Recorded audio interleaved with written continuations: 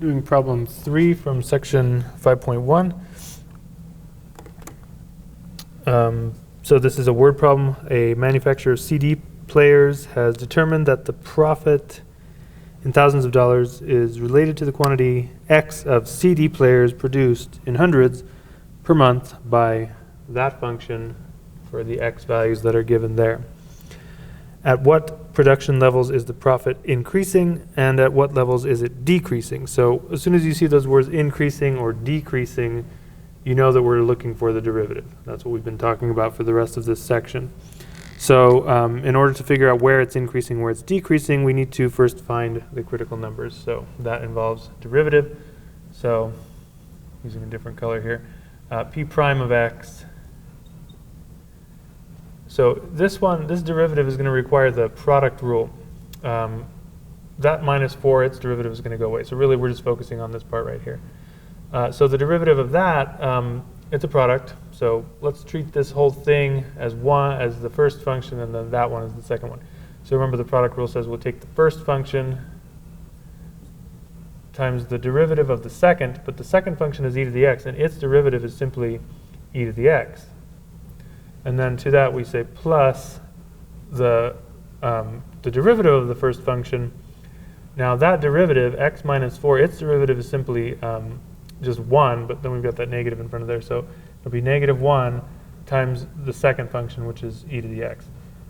Okay, and then remember, derivative of that constant is just 0. So here's our derivative. Let's go ahead and simplify that. We're going to get, let's distribute this e to the x, and we'll just distribute the negative as well. So we'll get minus x e to the x. If I distribute there, I get minus 4 e to the x, but distributing that negative makes it plus, so I'll get plus 4 e to the x, and then the rest of it we get minus e to the x. Okay, so we have some like terms here.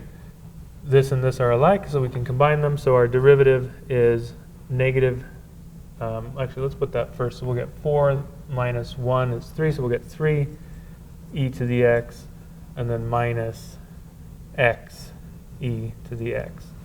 So that is the derivative of this thing. Again, product rule, making sure you remember that the derivative of e to the x is itself. It's e to the x.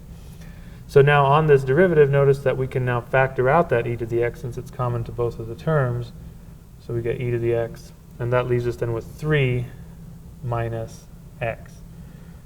Okay, now to find the critical numbers, we want to set this thing equal to 0. But really what we have is two factors.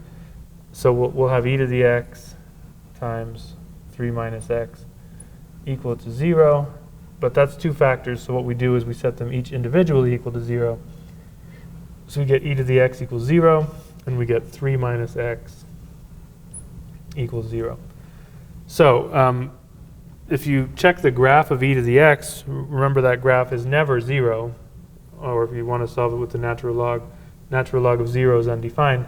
So there's no solution to this thing. This doesn't have any solution. That only leaves this function here, and if we solve that, we get x equals 3. So that's the critical number.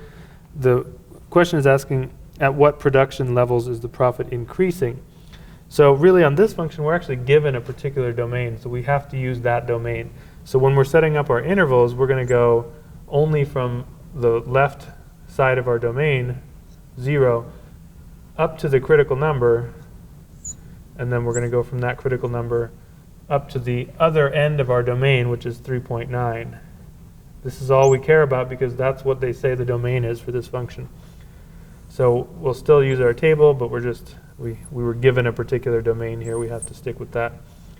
So we have our test values. We're looking at f prime, the sign of it.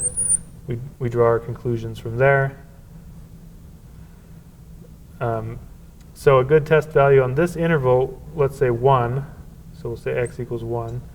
And then on that one, I don't know, 3.5 is probably okay. Remember, all it has to be is any number on the domain, on the interval that you're looking at. So this number's got to be on that interval. That number's got to be on that interval. Okay, now we'll come back up and look at the derivative. Here it is. There's the derivative. Now if I plug in 1 there, now remember e to the x itself is always positive, no matter what x you put in. So really the only thing that determines the sign of the derivative is this right here. So if I plug in 1 there, 3 minus 1 is 2, that's a positive number, so the derivative is positive there. If I plug in 3.5 there, on the other hand, 3 minus 3.5, that's a negative number, so negative. So our conclusion is that the function is increasing here and then it's decreasing there. So to answer the question, at what production levels is the profit increasing? Well, the profit is increasing wherever the profit function is, or wherever the derivative of the profit function is positive, so that's what we were just doing here. Where is the derivative of the profit function positive? Right there on the interval from 0 to 3. So for x between 0 and 3, in other words, if we produce between 0 and 3,000, or sorry, 300, because it says the CDs are in hundreds.